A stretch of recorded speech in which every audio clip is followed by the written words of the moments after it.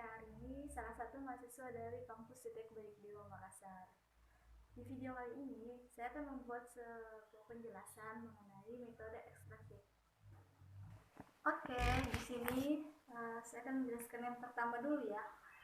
Kita perlu mengetahui dulu apa itu metode ekstraksi. Jadi teman-teman pasti tidak asing lagi ya di telinganya mengenai metode ekstraksi. Pasti kalian sudah belajar. Tapi di sini saya akan mengulang lagi apa itu yang dimaksud dengan metode ekstraksi. Jadi metode ekstraksi itu merupakan suatu proses pemisahan, penarikan atau pengeluaran suatu komponen cairan atau campuran dari campurannya sendiri. Kemudian yang kedua, teknik yang dapat digunakan untuk memisahkan senyawa dengan protein. Ada beberapa yang harus diperhatikan dalam memisahkan senyawa dengan protein. Yang pertama, menambahkan deterjen. Yang kedua, penambahan pelarut organik.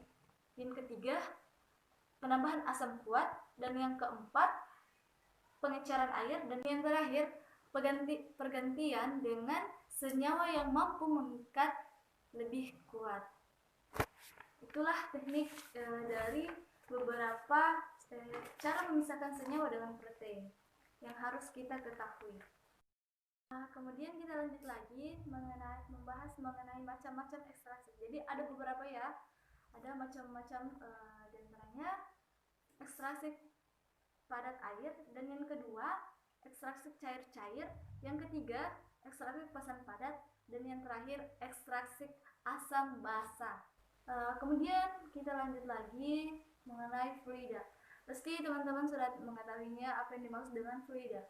Di sini saya akan menjelaskan kembali mengenai fluida. Fluida itu merupakan suatu zat yang berada dalam kondisi temperatur dan tekanan di atasnya, temperatur dan tekanan terkini. Kemudian parameter pada proses ekstraksi dengan fluida. Jadi ada beberapa yang harus kita perhatikan, di antaranya pengaruh temperatur, yang kedua pengaruh tekanan, dan yang ketiga pengaruh ukuran partikel, dan yang terakhir pengaruh laju air pelarut CO2. Jadi ada beberapa ya yang harus diperhatikan dalam faktor-faktornya itu, di antaranya kelarutan rendah dalam air, 2. Kekentalan rendah dan tidak membentuk kumulasi dengan air, dan yang terakhir tidak mudah terbakar dan tidak mengandung sifat beracun. Ya, itulah tadi materi yang dapat saya sampaikan kepada kalian, dan semoga bermanfaat. Kurang dan lebihnya mohon dimaafkan karena manusia tidak luput dari kesalahan.